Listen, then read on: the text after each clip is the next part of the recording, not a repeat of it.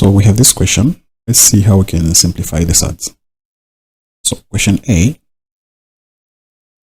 we're supposed to multiply these two brackets. So we can write it as 5 plus root 3, as it is first.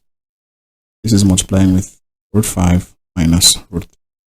So you can use the concept of difference of two squares, or alternatively, if you want to expand the whole thing, you can just do it like this. You can say root 5 multiplies root 5 minus root 3. Then root 3 multiplies again root 5 minus root 3. So root 5 times root 5 is 5. Root 5 times root 3 is root 15. Root 3 times root 5 is 15 again. Then root 3 times root 3 is simply 3. So here you can clearly see that the root 15 cancels out with root 15, leaving us with only 5 minus 3. So our final answer is 2. So alternatively, for the same question, we can use the concept of difference of two squares.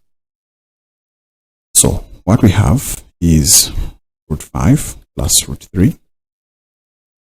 Then we have root 5 minus root 3. Since we have a plus and a minus, difference of two squares works like this. If you have a squared minus b squared, this is equals to the sum of the two multiplied by the difference of the two.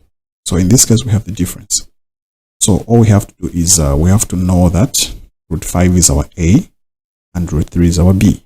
So we can just write this as root 5 squared minus our b is root 3 squared. So the square cancels the square root, leaving us with 5. Square cancels square root, leaving us with 3 rather.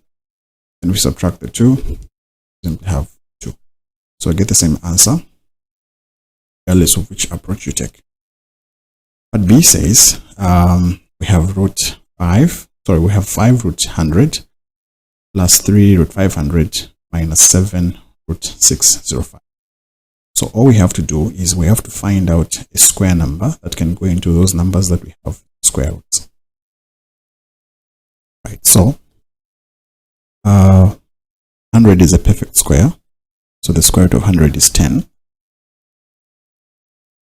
A square number that can go into 500 is 100. So we can split the 500 as root 100 times root 5.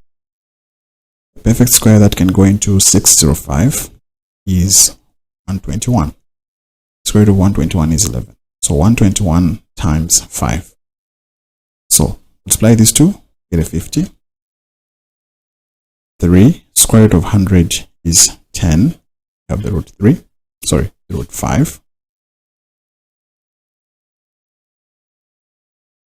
Then 7, square root of 121 is 11, root 5. So 50 plus 35 minus 77, root 5. So 30 minus 77. First of all, we'll have 50, so this will be negative 47, root 5. So this is our final answer, simplified.